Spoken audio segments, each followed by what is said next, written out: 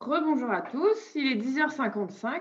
Du coup, je propose qu'on reprenne ainsi les échanges. Pour ma part, sans vouloir faire d'influence, j'ai mangé un petit carreau de grains de sel. C'est excellent pour la petite pause. Voilà, si c'est ça l'influence, on peut dire que c'est un excellent chocolat. Je vais donc passer la parole à Claire, la chargée de communication de Paysans Bretons, et à Jean Coinon, qui, vont parler de la stratégie d'influence de Paysans Bretons. C'est à vous. Bonjour à tous, merci en tout cas de nous transmettre la parole. Je fais une petite intro pour tout de suite passer la parole à Claire. Déjà un grand merci à Gilda. Je crois qu'il nous donne ces 48 prochaines heures pour répondre à toutes les questions en ligne. C'est pas ça qu'il a dit, Gilda. Il me semblait que c'était quelque chose comme ça. Donc un grand merci. Je suis très content de ce fondu enchaîné parce que on a parlé des agences qui réfléchissent et maintenant on va aussi parler de ceux qui soit parlent aux agences ou soit ceux qui mettent les mains dans le moteur. Donc une marque comme Paysans Bretons, Claire. Est-ce que Claire, tu peux déjà peut-être te présenter en quelques mots? Alors bonjour à tous, je suis Claire Gestin, je fais partie du service marketing de Paysans Bretons et donc je suis chargée des projets de communication et je travaille principalement sur la communication digitale. Et donc j'ai deux personnes dans mon équipe, dont une personne qui s'occupe des réseaux sociaux et de l'influence notamment. Super, donc là on met vraiment les mains dans le cœur du réacteur et ça fait plaisir. Alors justement, le marketing d'influence chez Paysans Bretons, déjà pour quels objectifs? Alors, nous, donc chez Paysans Bretons, on fait du marketing d'influence, on va dire, pour deux objectifs et quelques sous-objectifs. Donc d'abord, évidemment, ça permet de répondre à nos objectifs communication et marketing qu'on a au global dans l'année. On a mis en place vraiment un écosystème digital 360 et l'influence est vraiment devenue un élément à part entière de cet écosystème, au même titre que les réseaux sociaux, les newsletters ou le SEA. On a un planning éditorial pour toute l'année et l'influence en fait partie, nous permet de travailler tous nos besoins de communication et de marketing. Donc, ça permet de travailler à la fois la notoriété et l'image de marque, de la dynamiser, de la moderniser, de faire le relais aussi de notre discours RSE, c'est ce dont parlait aussi Gilda. Ça permet également de travailler la notoriété autour de nos produits, d'en faire de la pédagogie sur la consommation, sur le fait de mieux consommer, mieux manger. Ça permet de soutenir nos actions de communication. Donc, je pense notamment, par exemple, au moment où on a des lancements de produits. L'année dernière, il y a 2 ans, on a fêté l'année dernière, on a fêté les 50 ans de la marque. Donc, l'influence a aussi été un élément nous permettant de souligner cet anniversaire. Et le deuxième objectif dont je voulais parler et dont on n'a pas encore parlé aujourd'hui, c'est que nous, on utilise aussi les influenceurs pour leur capacité à créer des contenus pour nos besoins de communication. Donc aujourd'hui, sur notre site internet, sur nos newsletters, on utilise des visuels, des photos, des vidéos qui ont été aussi créées par des influenceurs. C'est aujourd'hui notre source principale d'animation de notre photothèque, si on peut dire ça comme ça. Bien. Alors j'allais justement te demander, Claire, tu nous as formidablement bien livré les objectifs. Alors, j'ai cru comprendre que justement l'influence chez Paysans Bretons, elle est protéiforme, elle peut justement revêtir plusieurs formes. Quelles sont ces différentes formes? Tu viens un petit peu les évoquer, est-ce que tu peux nous les schématiser? Alors, ça a commencé il y a quelques années, je dirais à peu près 4 ou 5 ans, par des événements avec des blogueurs, un peu à la place de relations presse lifestyle. Au lieu de le faire avec des journalistes, on va dire classiques, c'était des événements qui avaient été organisés par des blogueurs. Donc, il y avait blog et également réseaux sociaux. Il y avait eu notamment des visites d'entreprises, des événements dans le cadre de lancement de produits ou d'animation de gamme de produits. Donc, c'est vraiment comme ça qu'on a commencé à faire de l'influence chez Paysans Bretons. Depuis 2 ans et du coup, notre nouvelle stratégie digitale, on a vraiment développé une vraie stratégie d'influence. Donc, comme je le disais, on a internalisé quelqu'un on a recruté quelqu'un, pardon, pour internaliser toute cette partie réseaux sociaux et influence. Et donc maintenant, on travaille l'influence un peu dans l'extension de ce qu'on fait sur les réseaux sociaux. Donc, c'est principalement ça qu'on fait. On travaille avec beaucoup d'influenceurs food et avec des influenceurs lifestyle. Et également, on a la chance d'avoir pas mal de contenus, on va dire, naturels. On se fait pas mal taguer sur des contenus, donc on regramme aussi beaucoup de contenus. Et les autres formats qu'on a pu faire ou qu'on fait encore, donc là aussi, Gilda en a un petit peu parlé. Nous, on a aussi travaillé dans le cadre des 50 ans sur de l'influence via les consommateurs directement. Donc, les gens pouvaient s'inscrire en fait pour recevoir des produits, un kit découverte chez eux, inviter des amis à découvrir et en parler après autour d'eux sur leurs réseaux sociaux, etc. Donc, c'est vraiment là, pour le coup, on est vraiment dans la nano-influence. Ça a été très positif, les retours qu'on a eus. Alors, c'est sûr qu'on touche moins de gens d'un point de vue vraiment masse. Parce que sur des monsieur et madame tout le monde, en fait, ça peut être... Voilà, exactement. Qui ont invité une dizaine de copains, qui ont sur leur compte Facebook ou Instagram, peut-être 100, 200 personnes qui les suivent. Mais par contre, ça a permis déjà de faire découvrir la marque vraiment de façon très qualitative. Et ils ont tous été ravis de cette expérience. Donc, c'est quelque chose qu'on retient comme vraiment quelque chose de positif, qu'il faut peut-être aussi qu'on développe dans le futur de façon un peu moins lourde. Parce que là, c'était via une agence, c'était un assez gros dispositif. Mais on est persuadé qu'on peut réorganiser des choses comme ça de façon plus light. Par ailleurs, quand on a des lancements produits, souvent on envoie ces nouveaux produits à des influenceurs avec qui on a déjà travaillé, plutôt pour entretenir le lien avec eux, parce que il y avait une question tout à l'heure sur est-ce que l'influence ne serait pas d'avoir une relation avec l'influenceur qui soit tellement bonne qu'il parle de nous gratuitement. Les influenceurs sont quand même payés pour ça, c'est leur gagne-pain, donc c'est très rare qu'ils en parlent de façon gratuite, mais on ne sait jamais, et dans tous les cas, ça permet d'entretenir du lien. On fait également de temps en temps des partenariats avec d'autres marques et on participe à des événements d'influenceurs où on fournit des produits pour des rencontres d'influenceurs. Voilà les petites choses qu'on a pu tester. Claire, on rappellera à nos amis que ce n'est pas le moment d'inviter 10 personnes à la maison pour faire goûter du numérique. Pas en ce moment. C'est ça. 6, ça va. 6, ça va. Très bien. Alors, tu as commencé à en parler, mais je voudrais peut-être qu'on approfondisse ça. Tu disais que vous avez une personne chez vous qui a été intégrée à l'équipe et qui gère ça. Alors justement, comment ça se met en œuvre concrètement, toute cette stratégie d'influence? Est-ce que petit 1, vous passez par des agences? Tu disais que pour un cas précis justement de ces fameux consommateurs qui recevaient le kit, il y avait une agence. Vous passez systématiquement par une agence? Est-ce que vous passez par des plateformes d'influenceurs, comme Gilda en parlait tout à l'heure? Voilà. Est-ce que, sans trahir le secret, on peut se dire comment ça fonctionne chez Paysans Bretons? Alors, quand on a effectivement débuté l'influence, on est passé par des agences. Mais nous, on a décidé plutôt d'internaliser les choses parce que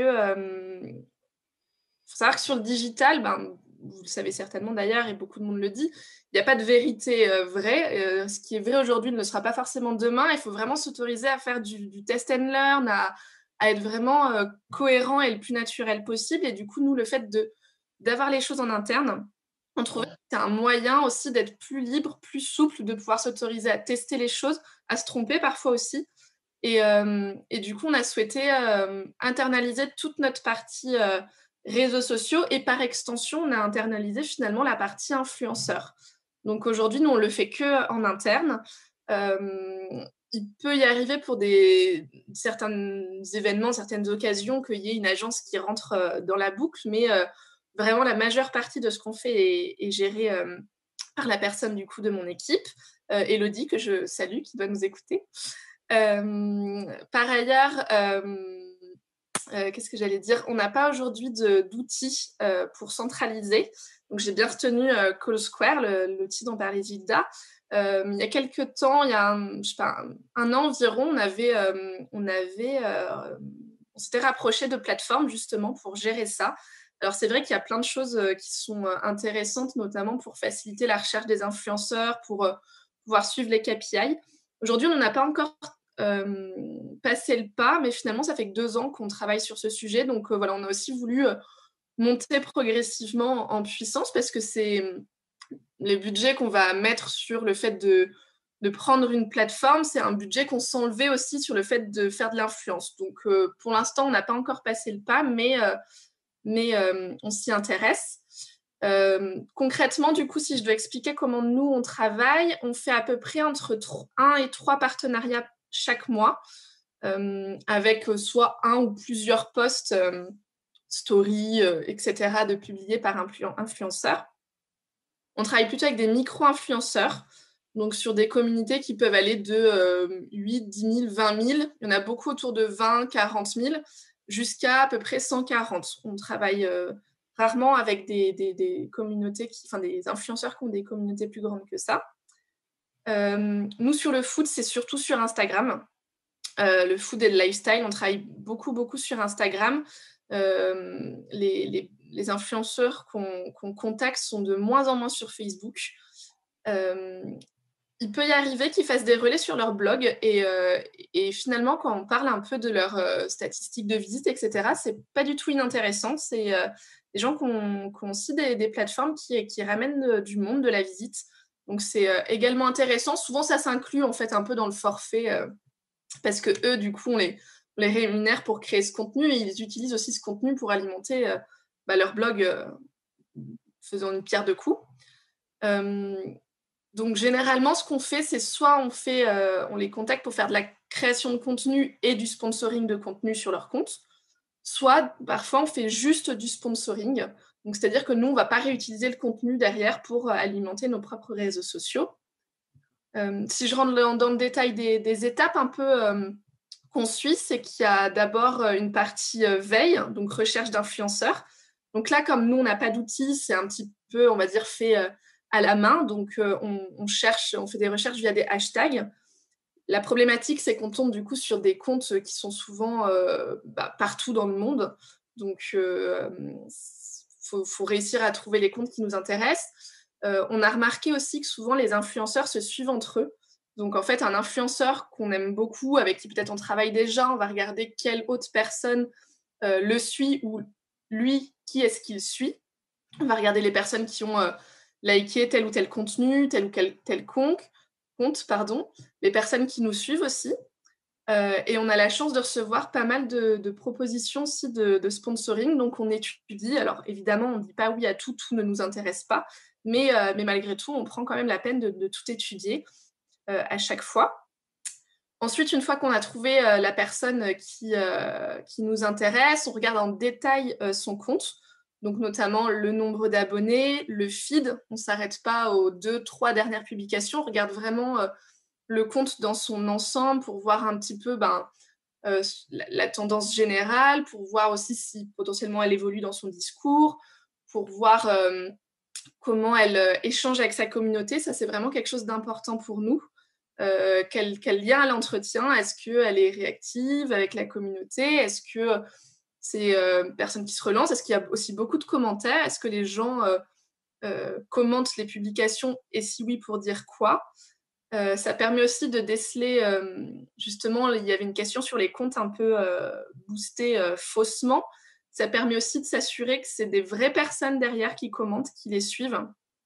Souvent, quand c'est que un petit smiley ou un terme générique type hashtag Yummy, on peut se demander derrière qui poste, alors que les vrais commentaires un peu plus étoffés, avec un vrai échange avec l'influenceur, permet de se dire qu'il a une communauté engagée. D'accord.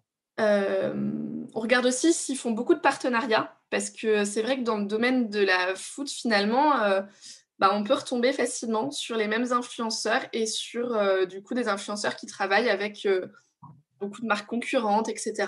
Donc, on regarde un peu tout ça pour essayer de voir est-ce que ce serait cohérent avec notre marque, est-ce que ça pourrait aussi intéresser l'influenceur et pouvoir voir un petit peu le potentiel qui s'y cache pour nous. Ensuite, il y a une première prise de contact, voilà, assez simple sur pourquoi on contacte les personnes, qu'est-ce qu'on leur demande.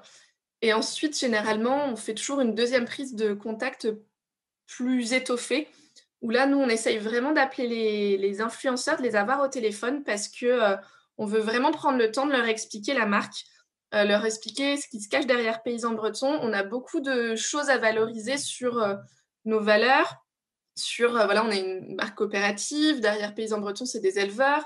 On a des cahiers des charges très stricts sur la naturalité, le local, on s'investit sur l'éco-conception des packaging. Enfin voilà, on a pas mal de choses à présenter sur la RSE et c'est vraiment important pour nous de le présenter aux influenceurs pour déjà qu'ils comprennent mieux la marque, pour voir si ça les interpelle, si c'est des sujets qui les intéressent et pour que eux après soient plus à l'aise aussi pour en parler à leur communauté.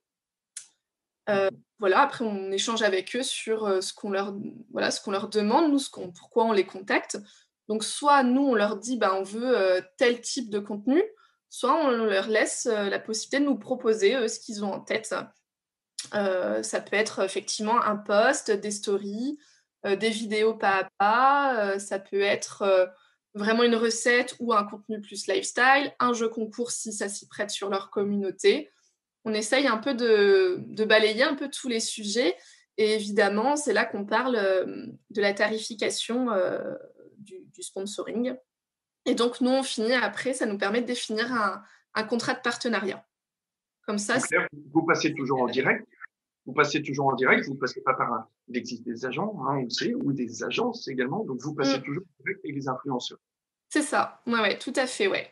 Pour justement garder ce lien avec eux, parce qu'on pense aussi qu'on est les mieux placés pour parler de notre marque, parce que Paysans Bretons, c'est une marque qui appartient aux éleveurs. L'aspect humain de la marque, l'aspect coopératif est vraiment important pour nous et on trouve que du coup, c'est cohérent de fonctionner comme ça aussi avec les influenceurs.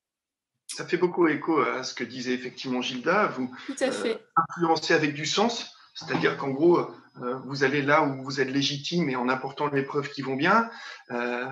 Vous faites de la veille, vous sélectionnez véritablement les gens qui auront, on va dire, eux aussi la meilleure légitimité effectivement pour parler de vos produits. Et puis finalement, vous maîtrisez toute la relation de A à Z. Tu dirais que pour une marque, parce que j'imagine que des gens qui sont autour de l'écran, qu'on voit pas malheureusement, se disent, OK, pour Paysans Bretons, c'est une chose, mais est-ce qu'une marque qui a peut-être un rayonnement moins large, moins important, avec une dimension peut-être moins importante que Paysans Bretons, le fait comme ça de gérer tout en interne, soi-même, ça te semble accessible de façon très pragmatique? Alors, c'est sûr que ça prend du temps.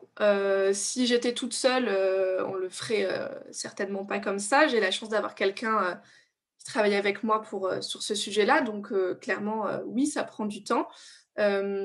Maintenant, c'est aussi des économies parce que c'est une agence, désolée pour les agences, mais c'est une agence en moins qu'on paye.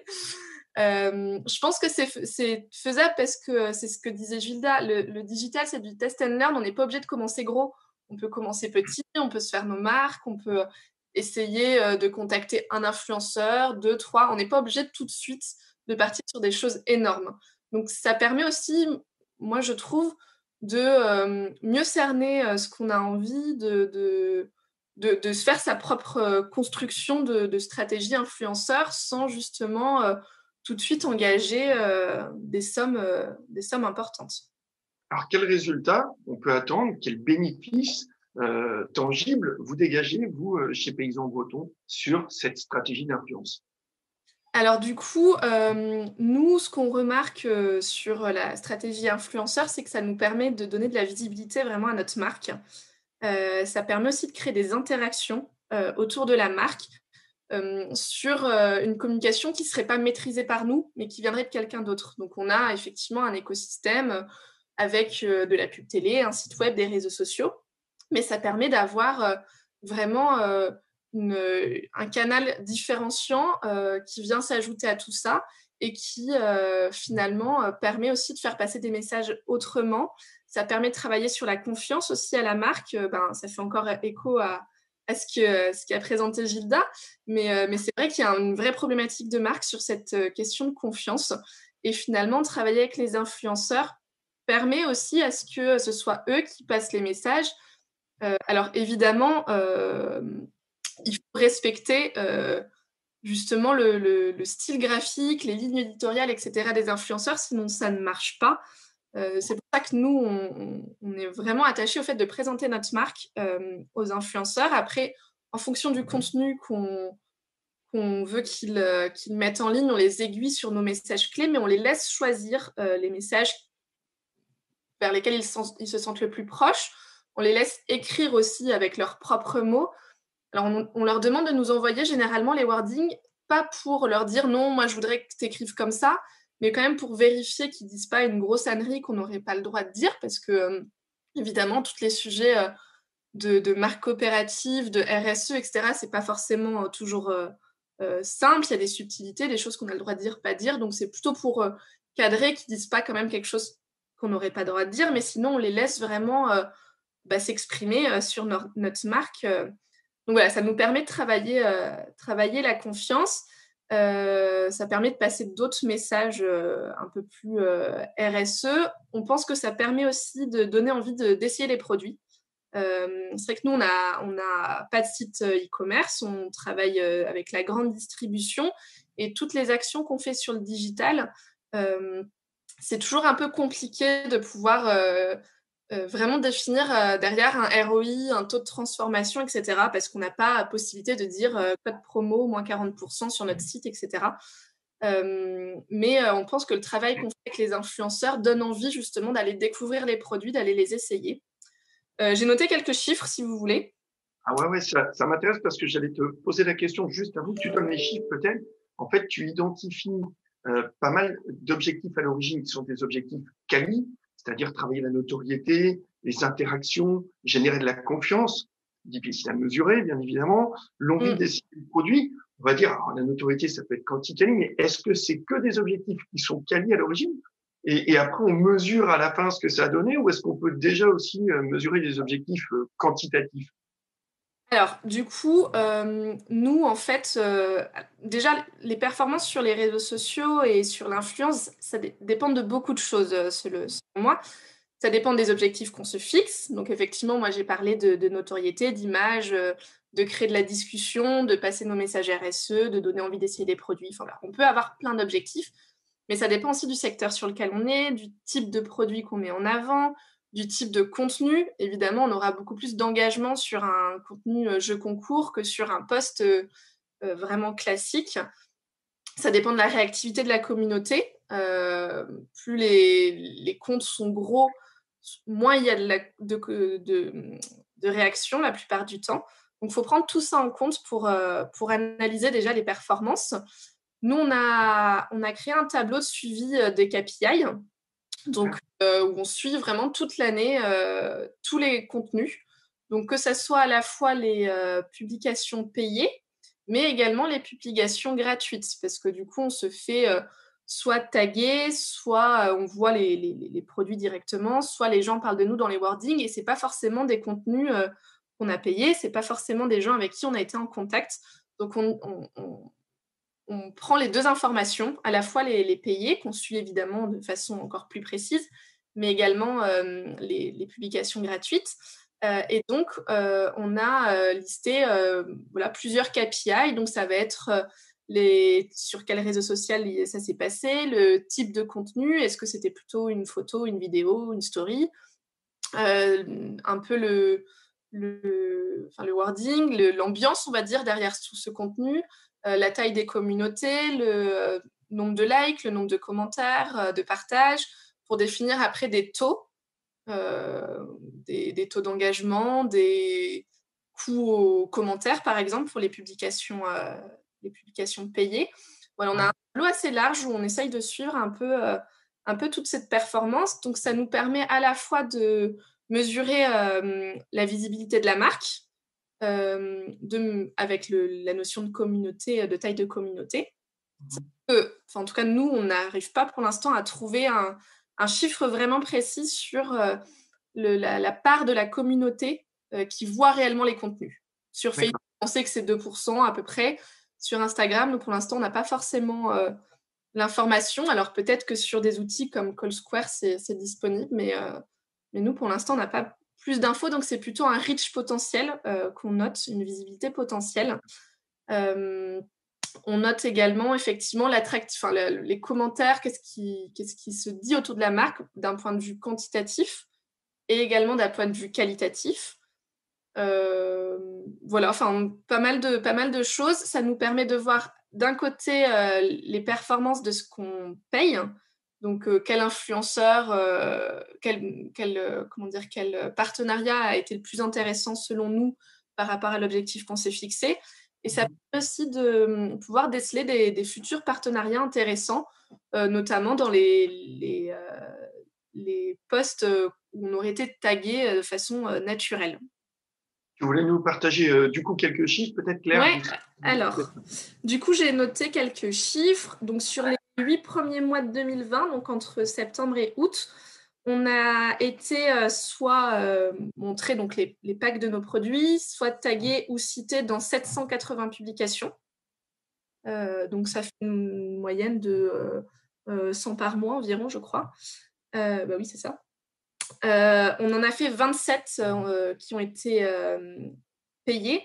Donc ça, c'est sans compter les stories qu'on ne suit pas pour le moment, avec un écueil, on en parlera peut-être un peu plus tard, mais qui est que beaucoup publient le week-end et pour l'instant, on ne travaille pas le week-end. Donc, c'est pas toujours facile de tomber dessus au bon moment, de faire des captures. Donc, voilà, je parle vraiment des publications, du coup, en dur, on va dire. Donc, ça représente un potentiel de 7 millions de personnes pour le global des publications et 1,4 million pour les contenus payés. Et donc, ça a généré 331 000 commentaires sur ces publications, dont 45 000 sur les posts payés. Et est-ce que, comme je dirais tout bêtement, comme ce que Gilda disait tout à l'heure, tu confirmes que c'est un média qui, en termes de rapport investissement, retour sur investissement, est très intéressant?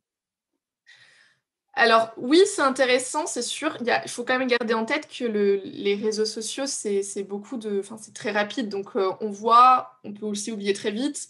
Donc je pense qu'il y a quand même une notion un peu de répétition qui est importante, de faire des partenariats justement sur le long terme pour que vraiment ça rentre dans l'esprit des gens, que ça crée vraiment un sentiment de confiance. Parce qu'il y a une quantité de contenu assez importante sur les réseaux sociaux. Mais oui, nous, on trouve que ça permet de donner vraiment de la visibilité à la marque, de vraiment travailler l'attractivité. Et surtout, comme je l'ai déjà dit, ça permet d'avoir un autre type de discours que la communication qu'on maîtriserait, nous, à 100%. Claire, par télépathie, Coralie me dit qu'il reste 10 minutes dans nos échanges, questions incluses. J'ai envie quand même de te poser, on va dire, 2 dernières questions, très pratico-pratiques aussi. C'est est-ce que tu peux nous donner les 2-3 pièges ou écueils à éviter quand on se lance, quand on développe effectivement une stratégie d'influence? Alors, je ne vais pas revenir sur la notion de compte boosté, parce que du coup, on en a déjà parlé, mais ça, il faut faire attention à ça. J'en ai un peu parlé, mais je pense que c'est vraiment important, le fait de respecter la vision créative de l'influenceur, de respecter sa façon de travailler, son feed. C'est vraiment essentiel qu'il puisse garder sa cohérence, qu'il est suivi par les gens pour ça, en fait, pour son aspect créatif, pour sa façon de parler. Donc, ça ne sert à rien d'essayer de travestir ça. Donc, je pense que l'influence doit vraiment fonctionner sur une relation gagnant-gagnant. Donc, qu'il y a un respect mutuel, ça va dans les deux sens aussi, parce que nous, on a fait des partenariats avec les influenceurs qui ne sont pas toujours très bien passés non plus, ou voilà, on a trouvé que le courant ne passait pas forcément bien. Donc là, on ne donne pas non plus forcément suite. C'est important que nous, on respecte le travail qu'ils font, la façon dont ils font les choses, et que, par ailleurs, le courant se passe bien avec la marque. Il y a un autre sujet duquel on parle peu et je voulais vraiment en parler, c'est la notion de droit. Parce que comme les influenceurs créent des contenus, il y a une notion de droit derrière, de propriété intellectuelle, etc. Donc nous, c'est vrai que dans le cadre des contrats qu'on fait avec les influenceurs et l'échange téléphonique qu'on a, on parle tout de suite de la notion de droit. Parce que les contenus qu'ils font pour nous, on veut pouvoir les réutiliser la plupart du temps sur notre site, sur nos réseaux sociaux, et ça veut dire qu'on dédommage la personne pour pouvoir l'utiliser.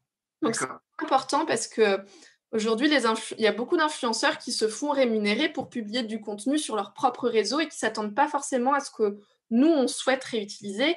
Et du coup, ça peut créer vraiment un faux sujet, quoi, quelque chose qui se dit, mince, non, on n'a pas parlé de ça, sinon je vous aurais mis des droits, donc autant en parler directement, quoi. Également, je voulais dire aussi que on s'attache beaucoup à l'esthétisme des contenus, mais ça ne fait pas tout. Nous, on a fait des partenariats avec des influenceurs dont on aimait moins le style photographique, on aimait moins l'aspect créatif, mais pour autant, ils ont une communauté hyper engagée. Ça fonctionne très bien, donc voilà, on ne s'est pas arrêté forcément à cette notion de on trouve la photo jolie ou pas jolie, quoi. Excellent. Merci en tout cas parce que ces conseils sont également très, très pragmatiques. Et pour synthétiser et finir avant les questions, tu en as déjà donné beaucoup des conseils. Mais est-ce que, voilà, tu pourrais donner tes derniers conseils pour ceux qui souhaitent, parmi nous, entamer, en fait, une réflexion sur le marketing d'influence? Voilà. Est-ce qu'il y a un ou deux éléments qu'on n'a pas dit en synthèse? Alors là aussi, on en a un petit peu parlé. Je pense que l'aspect clé qu'il faut garder en tête, c'est le fait de justement faire du test and learn. On a le droit d'essayer, on a le droit de réussir, de se tromper. L'avantage des réseaux sociaux et de l'influence, c'est que ça ne coûte pas non plus très cher, que voilà, ça peut aller vite. Donc, il faut vraiment s'autoriser à essayer les choses. Je ne pense pas qu'il y ait une façon unique de bien faire les choses. D'ailleurs, là, moi, ce que je vous dis, c'est ce qu'on fait nous, ça ne veut pas dire que c'est ça qu'il faut faire, ça ne veut pas dire que c'est la meilleure façon de le faire, mais c'est ce que nous, on essaye de faire. Ça bouge tout le temps, de toute façon. Ce qui est vrai aujourd'hui ne sera pas forcément l'année prochaine. Donc vraiment, il ne faut pas hésiter à tester, à aller vers différents types d'influenceurs, différents types de contenus pour savoir aussi ce qui est plus cohérent pour la marque, pour ses objectifs. Il faut vraiment tester. Et le deuxième point, je dirais que c'est qu'il faut rester vraiment cohérent avec la marque. Il faut rester vrai dans nos communications. Nous, on va aller de plus en plus vers des communications sur justement nos aspects RSE, sur échanger aussi avec des diététiciens pour être transparent dans la consommation de nos produits, pour accompagner les gens sur mieux manger, parce que ça correspond à l'image de notre marque, à ce qu'on essaye de faire passer. Donc voilà, tester et être vrai. Merci beaucoup, Claire. On va se donner, je vais négocier 5 minutes en plus parce que notre ami Morbiano parisien ayant également pris ces 5 minutes qu'il a bien eu raison de prendre. Voilà. Alors je sais pas, c'est toi Coralie qui nous soulève, ou Anne-Marie qui nous soulève les super questions. Merci beaucoup Claire, c'était super clair. Merci à vous. Pas de souci. On va passer aux questions du coup, on en a eu beaucoup. Anne-Marie, je te passe la main sur le sujet. Bon, alors Claire, ça a commencé direct. J'ai beaucoup de questions sur le budget, toujours le nerf de la guerre. Donc voilà, je ne sais pas si vous pouvez aider, partager un peu votre expérience à ce niveau-là. Alors du coup, je me suis repenchée un petit peu sur les chiffres parce que je me doutais que j'aurais ce genre de questions. Nous, on paye en gros, c'est très très variable. Ça dépend évidemment du type de contenu. Est-ce que c'est une photo, une vidéo, parce que c'est pas le même travail derrière. Et ça dépend, on va dire, du volume, de la volumétrie aussi. Est-ce que c'est un post, plusieurs posts? Donc nous, on paye entre 100 € et 2000 €, on va dire, pour les partenariats. Alors c'est assez rare les 2000 € quand même. Hein. C'est vraiment sur plutôt des gros comptes. Mais voilà, ça va entre 100 et 2000, mais ça dépend ce qui est demandé, quoi. J'ai pas un chiffre à vous donner sur une photo coûte tant parce que ça dépend de trop de facteurs. D'accord. Ok. Et alors, j'avais une question au niveau des contrats. Parce que vous avez parlé des questions de droit tout à l'heure. Est-ce que les influenceurs sont inscrits comme influenceurs? Donc, est-ce qu'ils ont un statut particulier pour pouvoir contractualiser justement? Alors, nous, on a eu plusieurs cas de figure. En fait, avec notre service juridique, on a défini un contrat de partenariat qui est un peu une extension des contrats qu'on peut faire avec les agences, mais en version un peu light, on va dire. Et donc, soit les influenceurs sont des auto-entrepreneurs, ça arrive assez souvent, et donc ils ont un statut, etc. Ça nous est arrivé aussi de travailler avec des influenceurs qui n'avaient pas de statut, qui n'avaient pas possibilité de faire des factures. Et dans quel cas, on a trouvé une autre façon de faire, c'est qu'en fait, on leur fait un bon cadeau sur des sites. Donc nous, ça s'appelle We Do Gift. Et du coup, on les rémunère comme ça. Et eux, après, ils peuvent acheter faire leurs courses, acheter ce qu'ils ont envie, des vêtements, des machins.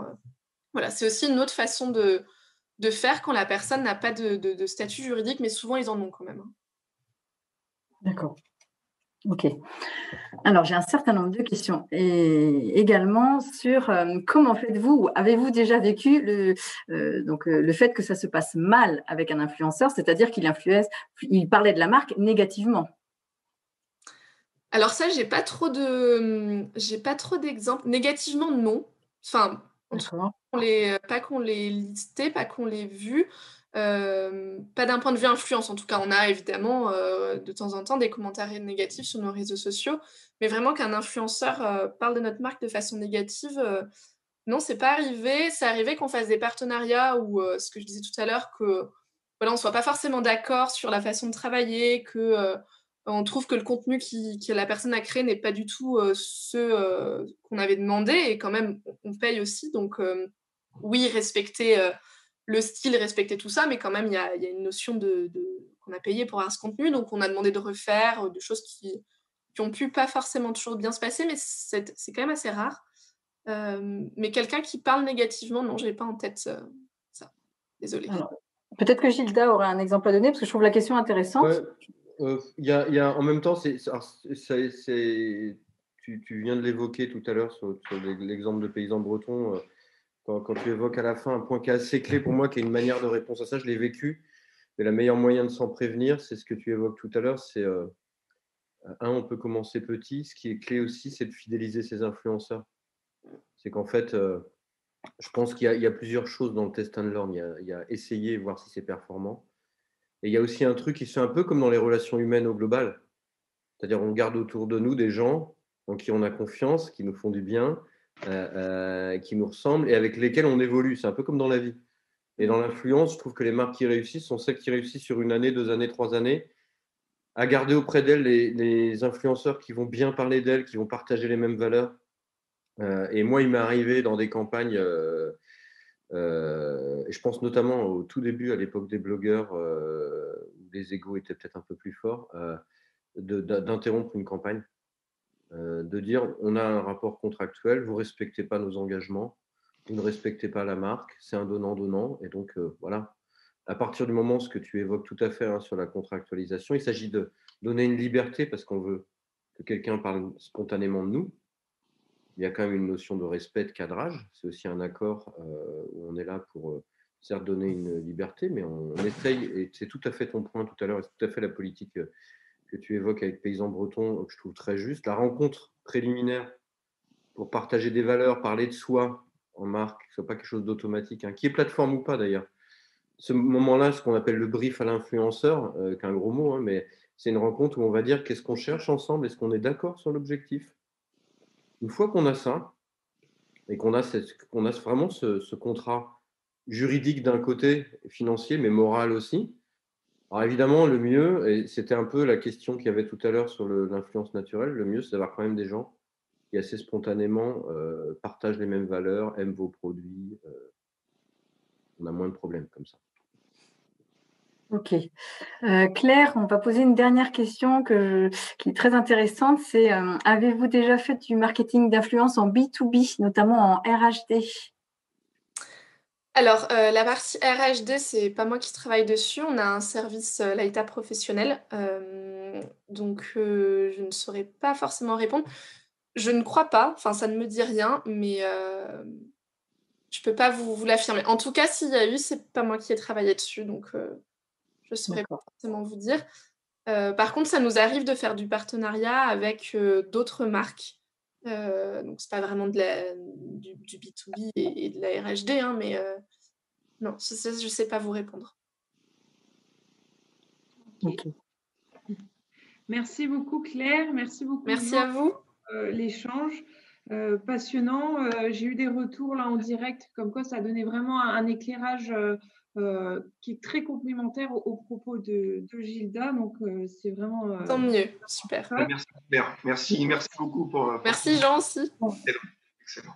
Je pense que voilà, les internautes ont pu avoir un aperçu beaucoup plus concret. C'était l'objectif de toute façon pour y voir plus clair.